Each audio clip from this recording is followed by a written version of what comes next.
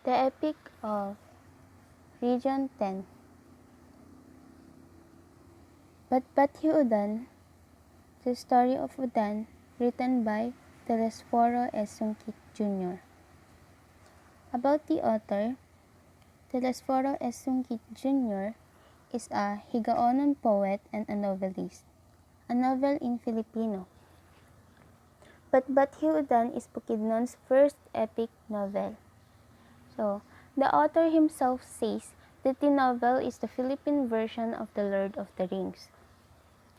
Telesforo won the National Commission for Culture and the Arts, or NCCA, Writers Prize 2007 for his Cebuano novel, Mga Gapnod sa Kamad-an. NCCA Writers Prize 2011 for his Cebuano novel, Ang Agalon sa Mga Balot. Ito yung summary ng story ng Batbathy Udan. Pause nyo na lang po, tas basahin nyo.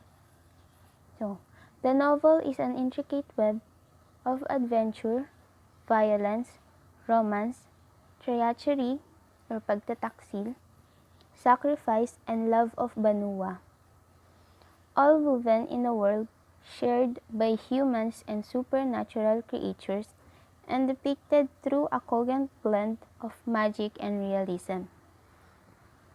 Embedded in its plot is a recounting of why Mindanao is not hit by typhoons, and why Balete 3 is inhabited by Alagasis, or Capre, and other legends etched in the Filipino site. The events told in this story Batbathy Udan are part of our almost forgotten past. So next, Bantugan, Epic of Maranao. Bantugan is an epic story told in the great oral tradition of the Maranao tribe. It is a story about the great Prince Bantugan, the greatest warrior of the kingdom of Bantugan. This is a legend of Mohammedan tribes of Moros of Mindanao in the valley of Rio Grande de Mindanao. It deals with adventures of Bantugan and of his friend, Dato Baningan. So these are the characters. Prince Bantugan, a great warrior who died and resurrected. King Madali, the jealous brother. Miss Koyao, great enemy of Bantugan. Princess de Timbang, found and brought back Bantugan to Bumbaran. And lastly, the parrot, the messenger. This is the summary of this story. There is a kingdom called Bumbaran. There lived King Madali and Prince Bantugan. Bantugan was famous for his might and prowess, which attracted many women. So dito nainggit si King Madali. Ipinagbawal ni King Madali sa kanyang mga nasasakupan na kausapin si Prince Bantugan or they will be punished. So Bantugan left the palace and ended up in the kingdom of the land of two seas. Bantugan fell ill and died at the kingdom gates. The king of the land and the princess were shocked at his dead body. Nobody in the land knew of the prince. So, he held a forum with the wise men to deal with Bantugan corpse until a parrot came and told them of his identity. The loro, or parrot, was tasked to tell Madali of his brother's demise, which he did. So, nung malaman ni King Madali ang nangyari sa kapatid niyang si Prince Bantugan, ay lumipad siya sa langit to return Bantugan's spirit. Madali returned with the soul and Princess de Timbang met with Madali carrying his body. They returned the soul into Bantugan's body and revived him. All rejoiced, including King Madali. Meanwhile, narinig ni King Miskoyaw yung tungkol sa pagkamatay ni Prince Bantugan and invaded the kingdom of Bumbaran. Bantugan fought, but he was weakened since he was recently revived. He was imprisoned. Eventually, his strength returned and defeated King Miskoyaw and his men. And now, the kingdom was saved and they continued their celebration. The envy of King Madali was now gone. And now Bantugan traveled to many lands and met many princesses, which he all married. He returned to King Madali, who welcomed him with joy. Bantugan lived longly and peacefully. So next epic, the epic of Nalandangan. Matabagka searches for the deity of the wind, of the Talaandig people of central Bukidnon. Matabagka searches for the deity of the wind is collected from the Talaandig people of central Bukidnon and is a heroic song. It narrates the adventures of heroine Matabagka, a sister of the chief Bukidnon hero, Agyo. Attractive in person and character, full of high spirit, and independent-minded, Matabagka may be said to anticipate the liberated Filipino woman of our present day. So, ito yung story.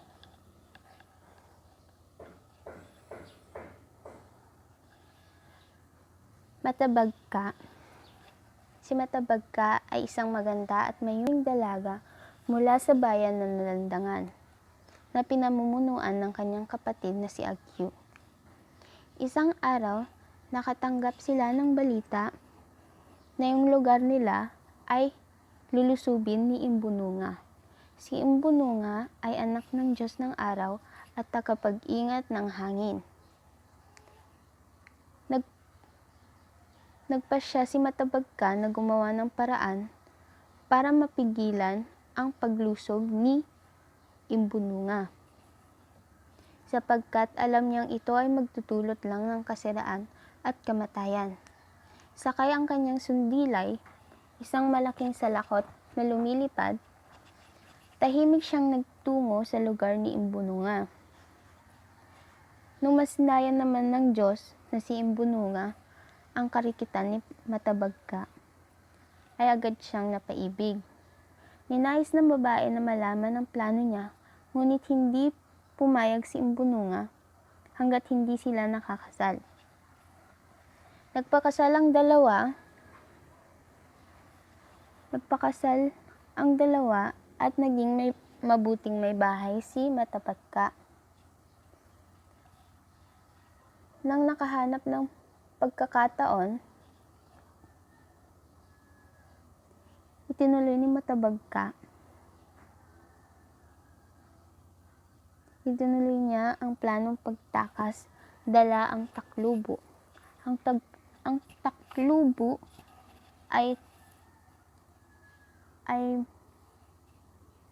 taklubo ito ay may kayang lumikha ng napakalakas na ipo-ipo at baklaw kung saan nakatira ang pinakamarahas ng mga bagyo. Ngayon nalaman ito ni Imbununga at agad siyang ipinahabol sa mga kawal. Nagkaroon ng labanan ngayon sa pagitan ni Matabagka at ang mga kawal ni Imbununga hanggang sa maabutan ito ni Agyu. Sa huli, nagkaroon sila ng pagkakataon na malaman ang katotohanan sa isa't isa at nagpasya na magkasundo na lamang. Ang paghanga at pagmamahal ni Imbununga sa katapangan ni Matabagka ay naging susi sa isang payapang kaharian.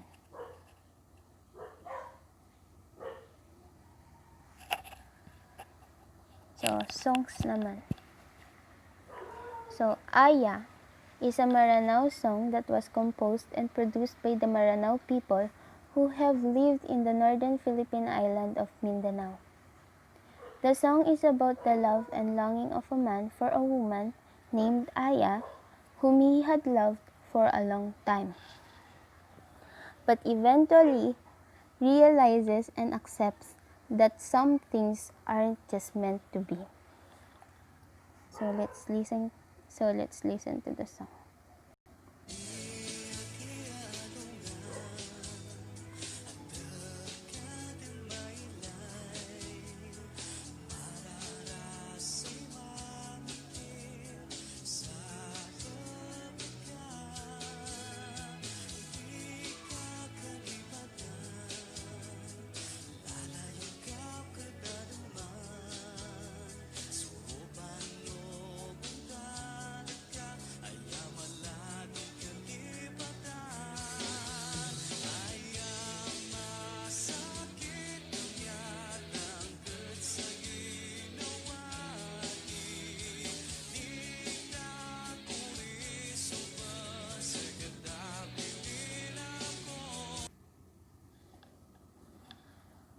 So the next song is Buyayang Buyayang. Buyayang Buyayang is a Filipino folk song about a water strider that hardly breaks the surface of the water as it makes its way across. So, tungkol sa song na Buyayang Buyayang is it's not the same for communities affected by violent conflict. However, in the southern Philippine island of Mindanao, the sound of gunfire and the screams of residents often break the stillness of the rural landscapes. Life is taken too early, whether of a soldier, rebel, Moro or Lumad, or mga tao. Families flee to safety, leaving behind livelihoods and schooling. Peace appears elusive, but the call for it continues. So let's listen.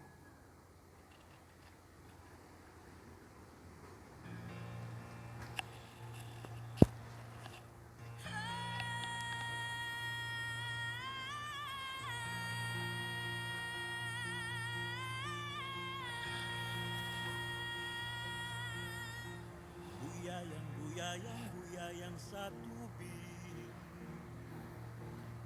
Ako na nakayang walay katikati. Walay buksay-buksay, buktunday pangkaykay. Pagtunggok sa baybay, nagakapay-kapay. Sa yutang gisaad katinaw sa tubig.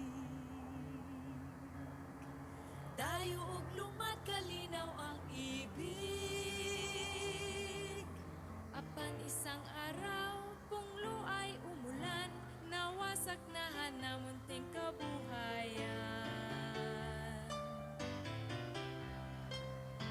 Dito sa Mindanao, doon na kami balay. Ang kanhing alagaw ni nanay ug tatay. Sila nga panguhag, buway ug bagakay. Aron babaylo ang mga isdang gagmay.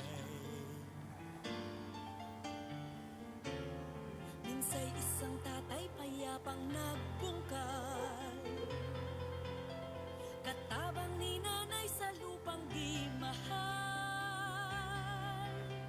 Naay munting paslit nga nais mag-aral. Digmaan at sakit hinuoy umiral. Halina't magmasid at maunawaan.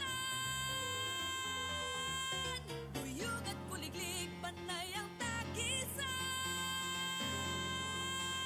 Naisahing papawid sa radyo't lathalaan. Naisahing papawid, Naisahing papawid, naisahing papawid sa radyo't lathalaan.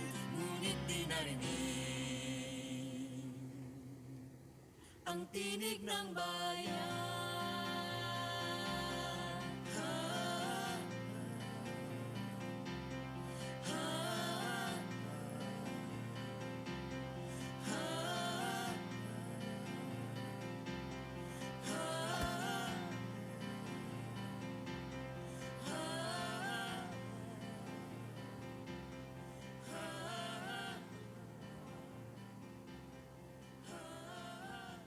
So that's all. Thank you for watching and listening.